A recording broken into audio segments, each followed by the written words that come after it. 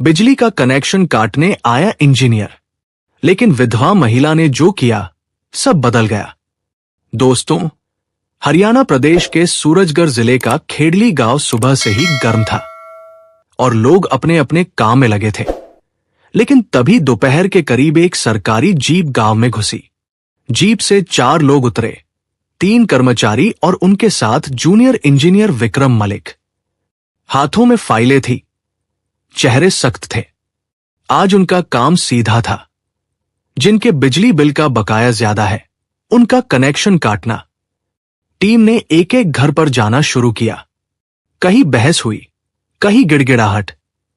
कोई पैसे लाकर दे देता तो कनेक्शन बच जाता, कोई नहीं दे पाता तो तार उतर जाता।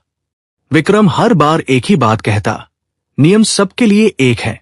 उसके स्वर में भावनाओं की जगह नहीं थी। गांव के आखिरी छोर पर एक छोटा सा घर था। अधपक्की दीवारें, टीन की छत, सामने नीम का पेड़। यही रहती थी सावित्री, 26 साल की विधवा। 1 साल पहले ही उसके पति की सड़क दुर्घटना में मौत हो गई थी। तब से वह उसी घर में अकेली थी। ससुराल वाले अलग रहते थे, रिश्ते सिर्फ कागजों तक बचे थे। टीम उसके घर पहुंची। कर्मचारी ने फाइल देखी और बोला, बकाया 400 रुपए है। सावित्री बाहर निकली। उसकी आंखों में थकान थी, चेहरे पर सादगी। उसने धीरे से कहा, साहब, अभी पैसे नहीं हैं। घर का बिल पहले सब मिलकर देते थे, अब सबने मुझे अलग कर दिया है। मैं अकेली कैसे दूं? विक्रम ने फाइल से नजर उठाए बिना कहा, कनेक्शन तुम्हारे नाम है, पैसा भी तुम्हें ही देना होगा। सावित्री ने हाथ जोड़ दिए, थोड़ा वक्त दे दीजिए, खेत का काम मिल जाएगा तो दे दूंगी। कर्मचारी ने विक्रम की तरफ देखा। विक्रम का जवाब ठंडा था, बहुत पहले नोटिस दिया गया था। आज आखिरी दिन है। सावित्री की आंखें भर आई, लेकिन उसने रोना नहीं चुना। उसने बस इतना कहा, अगर आज काट दिया तो रात अंधेरे में बीतेगी। विक्रम ने कोई जवाब नहीं दिया। उसने इशारा किया। कर्मचारी खंभे पर चढ़ा, तार काटा और केबल उतारकर समेट ली। कुछ ही मिनटों में घर की बत्ती बुझ गई। सावित्री वहीं खड़ी रही। उसे गुस्सा नहीं आया, बस एक खालीपन उतर आया। टीम आगे बढ़ गई। गांव में उस दिन कुल 6 कनेक्शन काटे गए। शाम ढलने लगी, धूप हल्की हुई, लेकिन माहौल भारी होता गया। जिनके कनेक्शन कटे थे, वे आपस में बातें करने लगे। किसी ने कहा, ये लोग बहुत ज्यादा सख्त हैं। किसी ने कहा, हम सब मिलकर बात करेंगे। अचानक गांव के दूसरे हिस्से से शोर सुनाई दिया। बिजली विभाग की टीम वहां पहुंची तो कुछ लोग जमा थे। बात बढ़ी, आवाजें ऊंची हुई। एक कर्मचारी ने कुछ ऐसा कह दिया जो भीड़ को चुभ गया। बस बात हाथापाई तक पहुंच गई। विक्रम ने स्थिति संभालने की कोशिश की, लेकिन अब देर हो चुकी थी। किसी ने उसका फोन छीन लिया। धक्का मुक्की शुरू हो गई। भीड़ बढ़ती चली गई। हालात बिगड़ते देख कर्मचारियों ने पीछे हटना शुरू किया। 4 लोग थे, सामने 15-20। जान बचाना जरूरी था। अफरा-तफरी मच गई। 2 कर्मचारी एक तरफ भागे, विक्रम और उसका एक साथी दूसरी दिशा में। भागते भागते वे गलियों में मुड़ गए। सांसें फूल चुकी थी, पसीना बह रहा था। अचानक सामने वही घर आया, सावित्री का। दरवाजा आधा खुला था। विक्रम ने बिना सोचे अंदर कदम रखा, साथी भी पीछे पीछे। सावित्री चौंकी। साहब, क्या हुआ? विक्रम ने हांफते हुए कहा, फोन चाहिए, पुलिस को बुलाना है। सावित्री घबरा गई। लेकिन लोग? विक्रम ने विनती की, बस अभी दे दो। सावित्री ने पल भर सोचा। वही लोग, वही कर्मचारी, जिनकी वजह से आज उसके घर की बत्ती बुझी थी। फिर भी उसने फोन थमा दिया। उसने दरवाजा बंद किया, पानी का गिलास दिया और पंखा चला दिया। विक्रम ने पुलिस और अपने सीनियर को फोन किया। कुछ ही देर में सायरन सुनाई देने लगे। गांव में पुलिस आ गई। माहौल काबू में आया। कई लोगों को हिरासत में लिया गया। रात तक खबर फैल चुकी थी। जिनके कनेक्शन कटे थे उनके नाम भी लिखे गए, और उसी सूची में सावित्री का नाम भी। उसे पता भी नहीं चला कि कब मदद करना उसकी मुसीबत बन गया। अंधेरे घर में बैठी सावित्री ने बुझी हुई बत्ती की तरफ देखा। उसे नहीं पता था कि आज उसका कनेक्शन नहीं, उसकी पूरी जिंदगी कटने वाली है। अगली सुबह सूरज निकला, लेकिन सावित्री के लिए उजाला नहीं आया। गांव खेड़ली में रात की घटना की चर्चा हर गली में फैल चुकी थी। लोग दरवाजों पर खड़े होकर बातें कर रहे थे, लेकिन नजरें एक ही घर की तरफ थी, सावित्री का घर। सुबह सुबह पुलिस की जीप फिर गांव में आई। इस बार शोर नहीं था, लेकिन डर था। कुछ लोगों को थाने ले जाया गया, कुछ से वही पूछताछ हुई।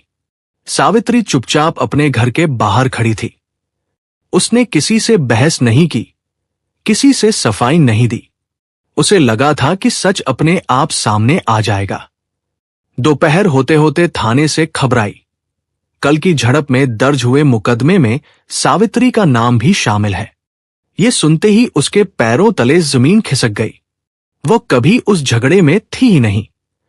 उसने तो सिर्फ दरवाजा खोला था, सिर्फ फोन दिया था, लेकिन कागजों में उसका नाम अब आरोपियों में था। गांव वालों को जैसे एक बहाना मिल गया। इसी ने छुपाया था, इसी ने फोन दिया था। अगर यह न करती तो पुलिस आती ही नहीं। शाम तक हालात बदल गए। जिन महिलाओं से वो पहले हालचाल पूछ लेती थी, वही अब रास्ता बदलने लगी। कुछ ने ताने मारे, कुछ ने खुलकर गालियां दी। सावित्री समझ गई कि अब वो सिर्फ विधवा नहीं, मुसीबत की जड़ बना दी गई है। सबसे ज्यादा चोट उसे अपने ही ससुराल से लगी। ससुर ने साफ कह दिया, अब तू यहां नहीं रहेगी, हमें बदनाम मत कर। सास ने कहा, हम पहले ही बेटे को खो चुके हैं, अब जेल के चक्कर नहीं काटेंगे। असल वजह कोई नहीं बोला, लेकिन सावित्री जानती थी। उसके पति के नाम जो थोड़ी सी जमीन थी, वही सबकी नजर में थी। अगर वह यहां से चली गई तो रास्ता साफ हो जाएगा। रात को उसके कमरे में बैठकर उसने सारी बातें सुनी। हर शब्द में नफरत थी, हर ताने में लालच। उसने पहली बार महसूस किया कि उसका होना अब बोझ बन चुका है। अगले कुछ दिन और मुश्किल हो गए। उसे थाने बुलाया गया, बयान लिखा गया, कागजों पर साइन करवाए गए। उसे समझ में भी नहीं आया कि किस धारा में क्या लिखा है। बस इतना बताया गया, मामला गंभीर है। गांव लौटते वक्त रास्ते में लोग घूरते थे, कोई फुसफुसाता, कोई उंगली उठाता। सावित्री ने सिर झुकाकर चलना सीख लिया। एक शाम उसकी देवरानी ने आकर साफ कह दिया, भाभी, बेहतर है आप मायके चली जाओ, यहां अब सब आपके खिलाफ है। उस रात सावित्री सो नहीं पाई। उसे लगा कि अगर वह यहां रुकी तो किसी दिन कुछ भी हो सकता है। डर अब सिर्फ बदनामी का नहीं, जान का भी था। अगली सुबह उसने अपने मायके फोन किया। पिता की आवाज सुनते ही उसका बांध टूट गया। उसने सब कुछ बता दिया, बिजली, झगड़ा, केस, ताने। पिता ने बस इतना कहा, बेटी तू अभी यहीं आ जा।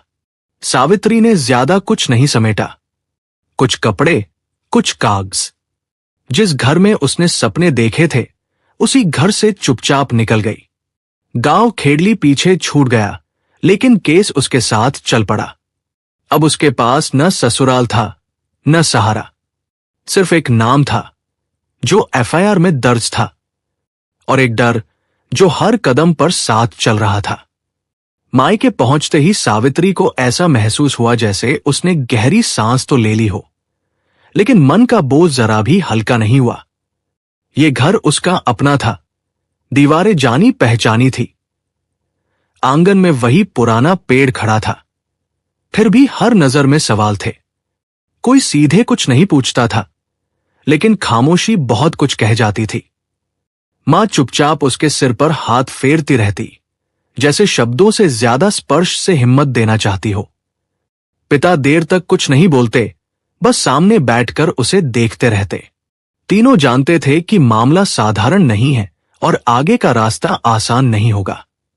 कुछ ही दिनों में थाने से तारीख आ गई। उसे अदालत में हाजिर होना था। पहली पेशी के दिन उसके हाथ कांप रहे थे। फाइल पकड़ते हुए उसे लगा जैसे वो कागज नहीं, अपनी पूरी जिंदगी थामे खड़ी है। वकील ने कागज पलटे, कुछ देर चुप रहा और फिर बस इतना कहा, डरो मत, लेकिन मामला लंबा चलेगा। लंबा, ये शब्द उसके दिल में गहरे उतर गया। उसे समझ आ गया कि यह लड़ाई दिनों या हफ्तों की नहीं है। उधर गांव से खबरें लगातार आती रहीं। कोई कहता उसकी वजह से सब फंस गए, कोई कहता अगर वो न होती तो मारपीट न होती।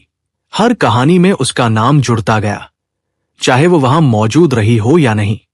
सावित्री ने धीरे धीरे समझ लिया कि सच से ज्यादा तेज अफवाहें दौड़ती है, और एक बार नाम जुड़ जाए तो उसे हटाना सबसे मुश्किल होता है। इधर विक्रम मलिक का तबादला हो चुका था। घटना के कुछ दिन बाद वह छुट्टी पर गया और फिर नए इलाके में तैनात हो गया। सावित्री को लगा कि जिसने उससे फोन मांगा था, जिसने पुलिस बुलवाई थी, वही अब उसकी पहुंच से बहुत दूर है। केस अब पूरी तरह सरकारी बन चुका था। फाइलें आगे बढ़ रही थी, तारीखें लग रही थी, लेकिन इंसानी रिश्ते पीछे छूटते जा रहे थे। मायके में उसका गुजारा आसान नहीं था। भाई भाभी के अपने घर और खर्चे थे। सावित्री दिन में पशुओं का चारा काटती, दूध दही बेचने में हाथ बंटाती। मेहनत से उसे कभी शिकायत नहीं रही, लेकिन हर अगली तारीख से पहले उसके भीतर एक अनजाना डर बढ़ जाता।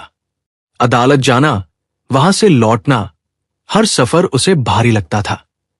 रास्ते में उसे लगता कि कहीं कोई पहचान न ले, कहीं कुछ अनहोनी न हो जाए। कई बार फोन पर धमकियां भी आई, अदालत मत आना, तू ही इस सब की जड़ है। वो नंबर बदल देती, लेकिन डर पीछा नहीं छोड़ता। रातों को नींद टूट टूट कर आती। कई बार वह छत की ओर देखते हुए सोचती कि ये सब कब खत्म होगा। फिर भी उसने हार नहीं मानी। उसने मन ही मन तय कर लिया, जब तक उसका नाम साफ नहीं होगा, वो पीछे नहीं हटेगी, चाहे कितना भी समय क्यों न लग जाए। एक दिन दोपहर को वो बरसीम का गट्ठर सिर पर रखकर सड़क किनारे से लौट रही थी। धूप तेज थी, पसीना आंखों में चुभ रहा था। तभी एक कार धीरे होकर रुकी। इंजन की आवाज से वो ठिठकी। ड्राइवर की सीट से जो उतरा, उसे देखते ही वो पहचान गई, विक्रम। दोनों कुछ पल तक बस एक दूसरे को देखते रहे। समय जैसे वहीं ठहर गया। सावित्री की आंखों के सामने वही रात घूम गई। बुझी हुई बत्ती, बंद दरवाजा, सायरन की आवाज। उसके सब्र का बांध टूट गया और वो रो पड़ी। आपको पता है उस दिन के बाद मेरे साथ क्या क्या हुआ? शब्द उसके मुंह से टूट टूट कर निकले। विक्रम ने पूरी बात ध्यान से सुनी। पहली बार उसे पूरी तस्वीर साफ दिखी। नाम कैसे जोड़ा गया, गांव ने कैसे पीठ मोड़ ली, ससुराल ने कैसे धकेल दिया। वो स्तब्ध रह गया। मुझे सच में नहीं पता था, उसने कहा, और ये सिर्फ एक औपचारिक जवाब नहीं, सच्चाई थी। उसने मदद का वादा किया। मैं कोशिश करूंगा कि तुम्हारा नाम इस केस से हटे।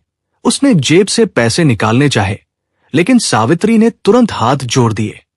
मुझे पैसे नहीं चाहिए, उसने साफ कहा। बस मेरा नाम केस से निकल जाए, वही बहुत है। विक्रम ने कोशिशें शुरू कर दी। उसने सहकर्मियों से बात की, पुराने कागज देखे, वकीलों से सलाह ली, लेकिन जवाब हर जगह एक सा था। अब मामला सरकारी है, यह आसान नहीं होगा। फिर भी उसने हाथ नहीं खींचा। उसने सावित्री के माता पिता से मिलकर भरोसा दिया, मैं अकेला नहीं छोड़ूंगा। समय के साथ मुलाकातें बढ़ी। कभी वो कपड़े ले आता, कभी दवाइयां। धीरे धीरे बातें सिर्फ केस तक सीमित नहीं रहीं। जिंदगी, काम और छोटे छोटे अनुभव भी साझा होने लगे। सावित्री ने बहुत समय बाद किसी पर भरोसा करना सीखा। विक्रम ने पहली बार नियमों की दीवार के बाहर झांककर एक इंसान को समझा। एक शाम विक्रम ने धीरे से कहा, तुम्हें आगे की जिंदगी के बारे में भी सोचना चाहिए। सावित्री ने बिना झिझक जवाब दिया, पहले यह केस। विक्रम ने सिर हिलाया। ठीक है, एक एक कदम। और उसी कदम पर दोनों खड़े थे, जहां डर पूरी तरह गया नहीं था, लेकिन उम्मीद ने फिर से सिर उठाना शुरू कर दिया था। समय धीरे धीरे आगे बढ़ रहा था, लेकिन सावित्री के लिए हर दिन पहले जैसा ही भारी था। तारीखें नजदीक आती, फिर किसी न किसी वजह से आगे बढ़ जाती। हर पेशी के साथ उसका डर अपना रूप बदलता था, कभी गुस्से में, कभी बेचैनी में, कभी थकान में, लेकिन कम कभी नहीं होता। वो अब पूरी तरह मायके में रह रही थी, फिर भी मन कहीं टिकता नहीं था। उसे लगता था जैसे उसकी जिंदगी एक ही मोड़ पर आकर अटक गई हो, जहां से आगे का रास्ता दिख तो रहा है, पर चलना मुश्किल है।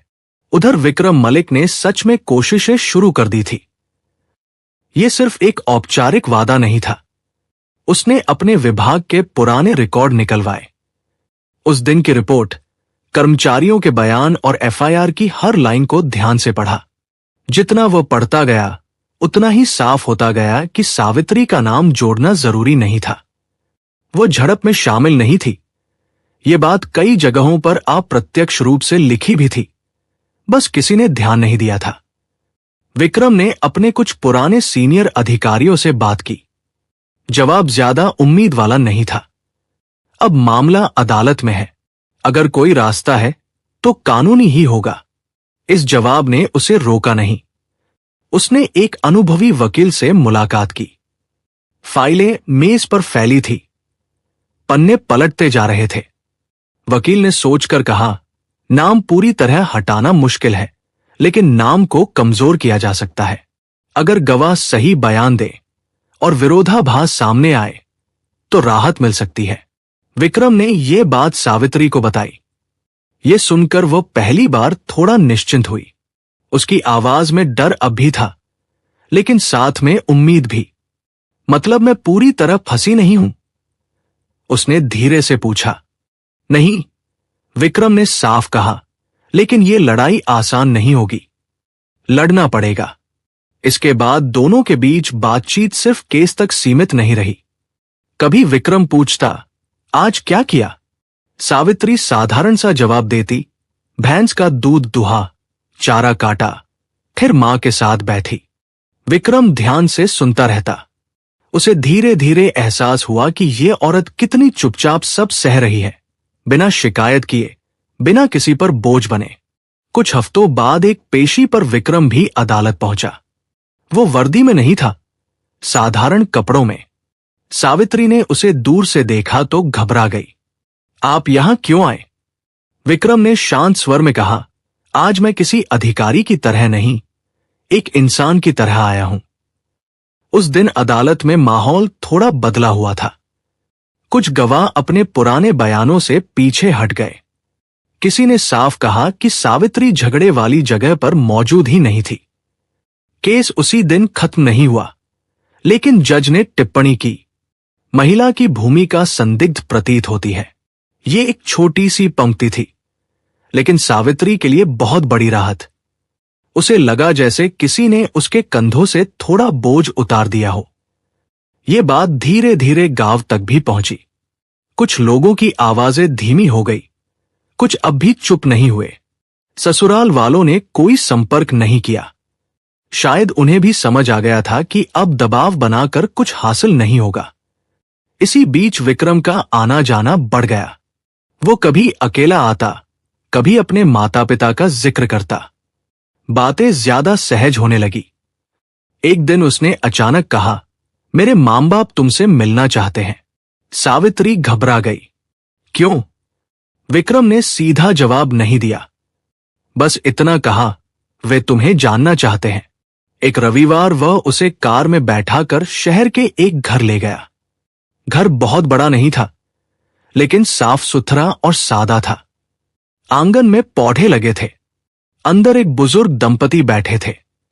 उन्होंने सावित्री को देखा और मुस्कुरा दिए। बेटी, बैठो, मां ने अपंत्व से कहा। सावित्री को पहली बार किसी अनजान जगह पर अजीब सा सुकून महसूस हुआ। बातें हुई, उसके माता पिता के बारे में, उसके काम के बारे में, उसकी जिंदगी के छोटे छोटे अनुभवों के बारे में। किसी ने केस का जिक्र नहीं किया, किसी ने सवालिया नजर नहीं डाली। जाते वक्त मां ने उसके सिर पर हाथ रखा और कहा, तुम बहुत हिम्मती हो। रास्ते में सावित्री ज्यादातर चुप रही, आंखें नम थी। थोड़ी देर बाद उसने कहा, वे लोग बहुत अच्छे हैं। विक्रम ने बस इतना पूछा, अगर मैं कहूं कि यही लोग तुम्हारे अपने हो सकते हैं? सावित्री ने उसकी तरफ देखा, लेकिन कुछ समझ नहीं पाई। उसका दिल तेज धड़कने लगा। कुछ दिन बाद विक्रम ने साफ बात रख दी, मैं तुमसे शादी करना चाहता हूं। सावित्री बहुत देर तक चुप रही, फिर बोली, मेरे साथ एक केस है, मेरी जिंदगी आसान नहीं है। विक्रम ने बिना रुके जवाब दिया, मुझे आसान जिंदगी नहीं चाहिए, मुझे सच्ची जिंदगी चाहिए। यह फैसला एक रात में नहीं हुआ। सावित्री ने कई रातें जागकर सोचा, मां से बात की। पिता ने शांत स्वर में कहा, अगर वो तुम्हें पूरे सच के साथ अपनाने को तैयार है तो आगे बढ़ने से मत डरो। उधर केस भी धीरे धीरे कमजोर पड़ रहा था। तारीखों के बीच राहत मिलने लगी थी।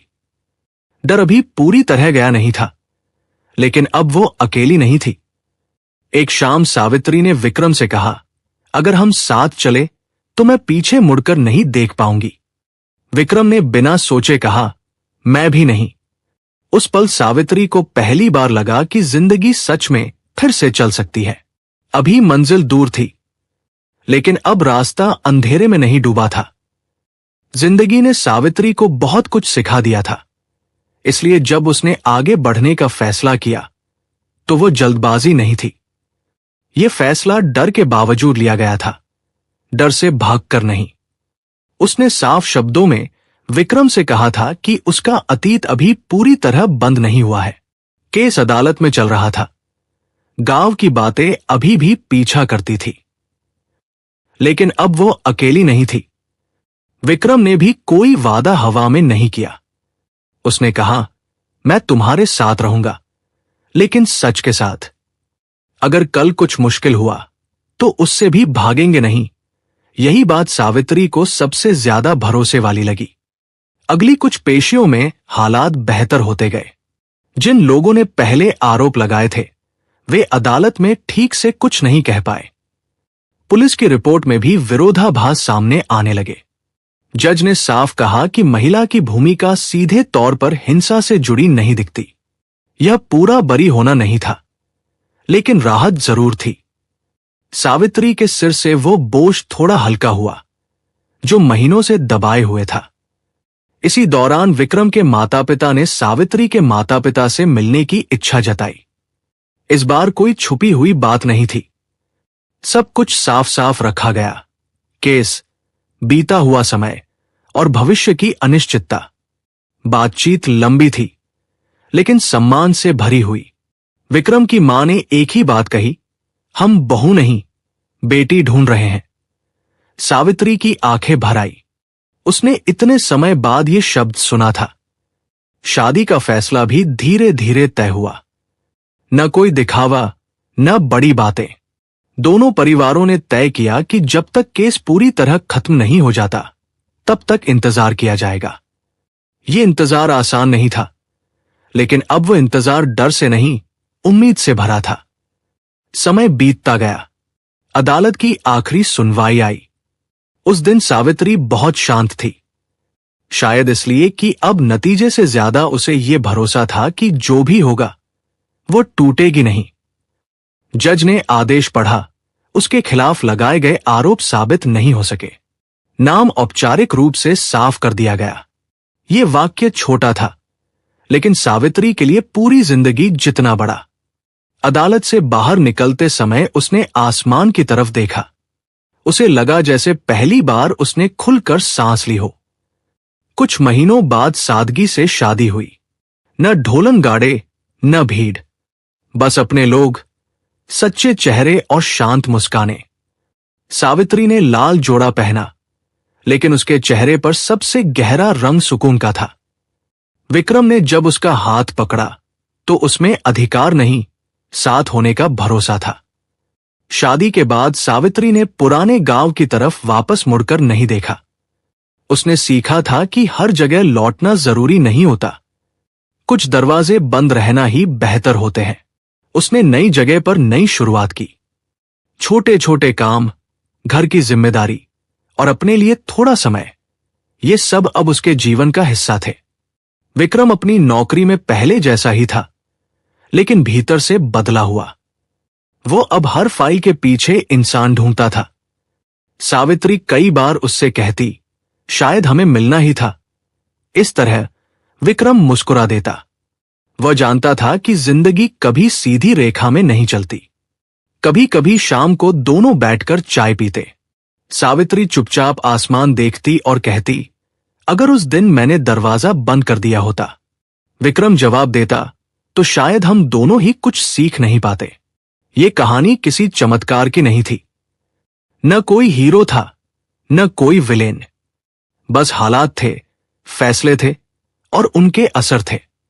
एक झड़प ने जिंदगी तोड़ी भी और जोड़ी भी। अगर उस दिन डर जीत जाता तो यह अध्याय कभी लिखा ही नहीं जाता। अब सावित्री जानती थी, इंसान की पहचान एक घटना से नहीं होती। पहचान बनती है हर दिन उठकर सही फैसले लेने से। उसने अपनी जिंदगी दोबारा लिखी थी, बिना शोर के, बिना शिकायत के, और यही उसकी सबसे बड़ी जीत थी। दोस्तों, इस कहानी से बस एक ही बात दिल में उतरती है, मुसीबत कभी पूछकर नहीं आती, लेकिन इंसान का असली चेहरा मुश्किल वक्त में ही सामने आता है। सावित्री ने गलती नहीं की थी, फिर भी उसने सबसे ज्यादा कीमत चुकाई। और विक्रम ने यह दिखाया कि अगर नीयत साफ हो तो सिस्टम के भीतर रहकर भी इंसानियत निभाई जा सकती है। अब जरा खुद से एक सवाल पूछिए, अगर उस दिन सावित्री दरवाजा बंद कर देती तो क्या वह सही होता या गलत? और अगर विक्रम कोशिश न करता तो क्या सच कभी बाहर आ पाता? सबसे बड़ा सवाल यह है, क्या आज भी हमारे समाज में मदद करने वाला इंसान ही सबसे पहले शक के घेरे में आ जाता है? और अगर आपके सामने ऐसा कोई हालात आए तो क्या आप डर के आगे झुकेंगे या सच के साथ खड़े होंगे? कमेंट में साफ साफ बताइए। सावित्री की जगह आप होते तो क्या करते? और विक्रम का फैसला आपको सही लगा या गलत?